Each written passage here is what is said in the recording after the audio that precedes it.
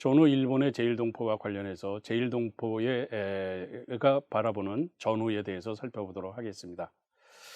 그들에게 있어서의 전후, 즉 1945년 8월 15일 이후의 일상이라고 하는 것은 모국인 한반도로의 귀국과 일본에서의 잔류 사이를 고민하는 그런 시기였다고 할 수가 있겠습니다. 먼저 해방 후에 제일동포들의 그 한반도로의 귀국 상황을 보면 제조 일본인과 제일 한국인들이 상호 본국으로 귀환하는 그런 상황이었습니다. 한국에도 그 일본인들이 존재를 하고 있었고, 일본에도 한국인들이 존재를 하고 있었고, 그래서 한반도에 있는 일본인들을 배로 일본으로 데려가고 그 배에 한국인들을 태워서 다시 한반도로 오고 서로 왕래하는, 그래서 상호 본국으로 이제 귀환하는 그러한 작업이 이루어지게 됩니다. 그래서 한반도와 일본의 근처에 있는 한국, 그러니까 결국은 부산이라든가 이런 데하고 가까운 곳이죠. 시모노세키나 센자키, 하카다 같은 그런 항구에 그 한국인들이 집결해서 그 배를 타고 이제 한국으로 귀국을 하는 그런 일들이 벌어지게 됩니다. 이것은 이제 어떤 그 정책에 의해서 공식적으로 이제 이루어지는 그러한 그 귀환이었다고 그러면, 통통배 같은 것들을 이용해서 자비로 귀국하는 사람들 숫자도 상당히 많았었다 하는 겁니다. 그런데 이 해방 후에 제일동포들의 귀국과 관련해서 우리가 잊을 수 없는 것이 이제 45년 8월 24일 바로 해방된 지 얼마 안 되는, 일본이 패전한 지 얼마 안 되는 불과 한 열흘 정도 뒤가 되는 거죠. 이 시기에 빨리 이제 그 독립된 한국으로 돌아가겠다 하고서 많은 사람들이 아오모리현 오미나토의 해군 시설국에 강제 연행되었던 한국인 3,735명이 우키시마 호라고 하는 배를 타고서 부산을 향해서 이제 그 가다가 교토부 북쪽에 있는 마이즈루 항이라고 하는 곳에서 그 원인 불명이라고 하는데, 뭐 이게 그 의도된 거 아니냐 하는 그 설명도 있습니다만, 여하튼 이제 침몰을 해가지고 그 가운데 549명이 사망하는 이른바 우키시마호 사건이라고 하는 것이 일어나게 됩니다. 이것은 이제 1945년 8월 24일이고, 그래서 50년 후인 1995년에 바로 이 우키시마호 사건 그 50주년을 기념해서 우키시마호 사건을 그 다루는 영화가 제작됐습니다. 바로 에이전 블루라고 하는 영화입니다. 관심 있으신 분들은 한번 보시면 좋겠습니다.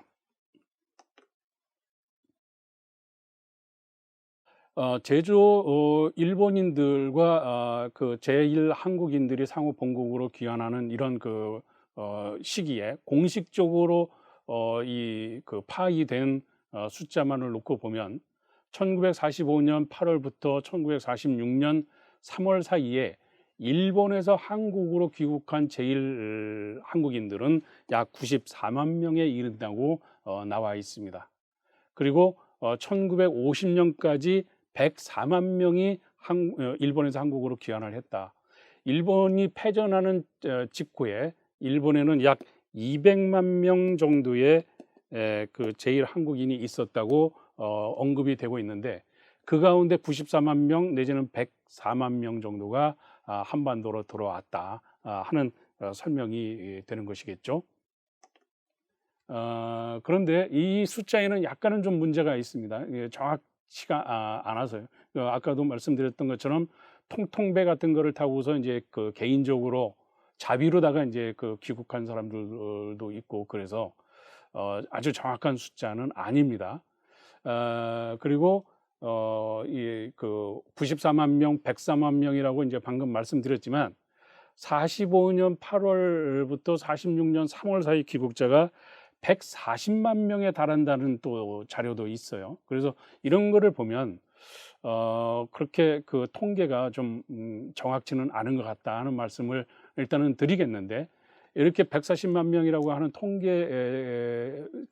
귀환자가 140만 명이라고 하는 통계 자료 같은 거를 통해서 보면, 일단은 46년 2월 17일 날 한국인, 중국인, 오키나와인 및 대만인의 등록에 관한 총사령부 각서라고 하는 것이 발표가 되는데, 이 총사령부 각서의 내용에 의해서 보면 3월 18일까지 일본에 거주하고 있는 한국인, 중국인, 오키나와인 그리고 대만인들은 등록을 해라라고 하는 겁니다. 이 철수라고 하는 것은 이제 바로 귀환인 것이죠. 본국으로 이제 귀환을 하겠다고 하는 것을 등록할 것. 그리고 철수를 희망하지 않거나 또는 등록을 태만히 하는 자는 철수할 수 있는 특권을 상실한다, 이렇게 돼 있습니다. 이 2월 17일 날 총사령부가 발표한 각서에 의하면, 그러니까 여기서 본 이제 철수 희망을 이제 등록을 하게 되면 제조 일본인과 제일 한국인들을 상호 본국으로 귀환시킬 때에 그 일본 정부의 돈으로 그 상호 그 철수시키는 거를 할 수가 있다. 그 과정에 참여를 할 수가 있다. 그런데 철수를 희망하지 않거나 또는 등록 태만자, 그래서 3월 18일까지 철수를 희망하지 않은 사람이 후에 아무리 생각을 해봐도 철수를 해야 되겠어, 한국으로 가겠어 라고 얘기를 해도 그 철수의 특권은 상실한다. 그런 사람들은 개인 자격으로 갈 수밖에 없다, 자비를 들여서. 이런 내용이 되겠습니다. 그래서 2월 17일 날 이 총사령부 각서가 이제 3월 18일 날로 못을 박았기 때문에 3월 18일 날 현재 시점에서 보니까 제1한국 조선인의 총 숫자가 64만 7천 명 정도였습니다. 그리고 귀국 희망자가 51만 4천 명이었습니다. 그러다 보니까 약 200만 명 가운데 귀국 희망자가 51만 4천 명, 64만 명 정도가 이게 남아 있었다. 그러니까 140만 명은 그 사이에 3월 사이에 45년 8월부터 46년 3월 사이에 140만 명에 달하는 약이죠. 약 140만 명에 달하는 사람들은 이미 한국으로 돌아간 것이다. 이런 그 결과가 되겠습니다. 이런 사람들이 이 64만 7천 명만이 이제 그 파악이 됐다라고 하는 점에서, 자, 그리고 이후에 한국에 가지 않고 일본에 남아 있는 사람 같은 거를 보면 1946년 4월 이후에 귀국자 수가 정체를 하게 됩니다. 그 이유는 뭐 충분히 상상할 수 있는 문제죠. 아시는 것처럼 일본에서 이제 해방을 맞이한 동포의 입장에서 보면, 해방이라고 하는 것은 내가 이곳 일본에 있어야 되는 근본 원인이 일본의 식민지 지배였기 때문에, 그 일본의 식민지 지배가 해소됐다라고 하는 것은 내가 다시 계속해서 일본에 있어야 될 이유가 없어졌다. 다시 얘기해서 내 고향 조국으로 돌아가야 되겠다라고 하는 것이었습니다. 그런데 귀국해야 할 본국의 정치적인 또는 경제적인 혼란, 이런 거를 보면 도저히 가기가 꺼려지는 그런 상황이기도 했었다. 바로 모스크바 3상 회의를 계기로 해서 불거진 신탁 통치를 둘러싼 찬탁과 반탁을 둘러싼 갈등, 한반도 남과 북의 분단, 그리고 이런 분단의 고착화 과정, 이런 것들이 진행되면서 경제적으로도 그 공공한 상황은 여전했고, 이런 상황에서 과연 그런 곳으로 귀국을 해야 되느냐 하는 것에 대한 망설임 같은 것들이 있어서 1946년 3월까지는 약 140만 명 가까운 100만 명의 그 통계 자료에 따라서는 100만 명에서 140만 명에 가까운 사람들이 한반도로 이주를 했지만, 46년 4월 이후부터는 이 귀국자 수가 이제 제자리 걸음을 하는 그런 상황이 벌어지게 됩니다. 귀국 시 가지고 갈 수 있는 지참금과 화물의 제한도 한반도의 상황 못지않게 귀국자 수 정체의 원인으로 우리가 파악을 할 수가 있겠는데요.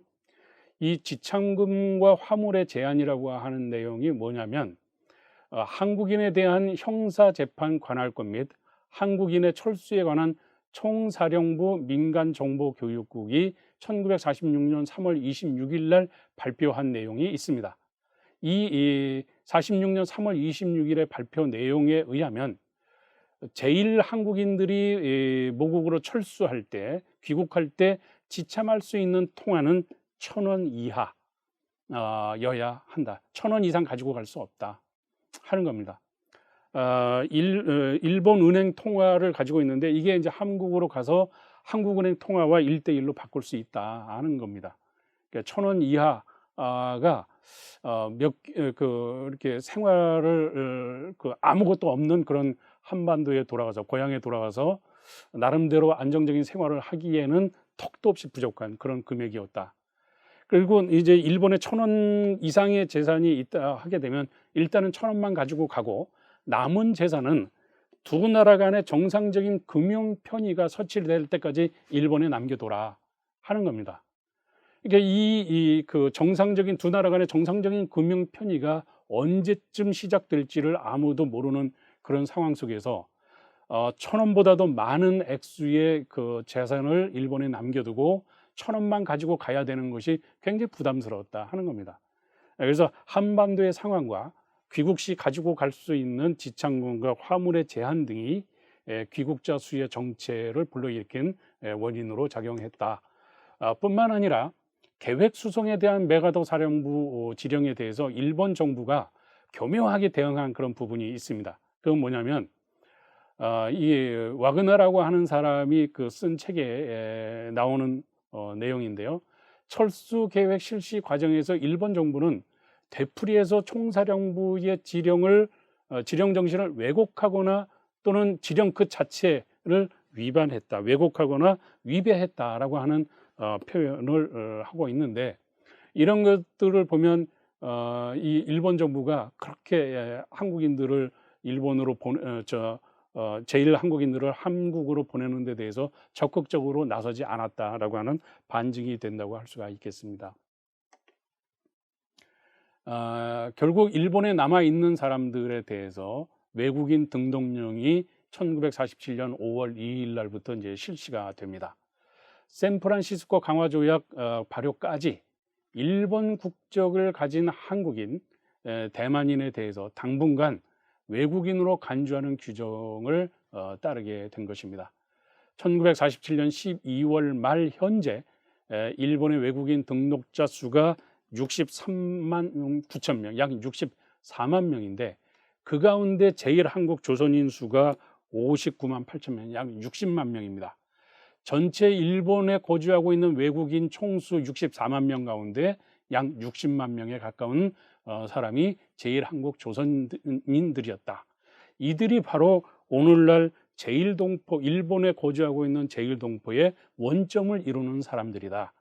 이렇게 보시면 되겠습니다.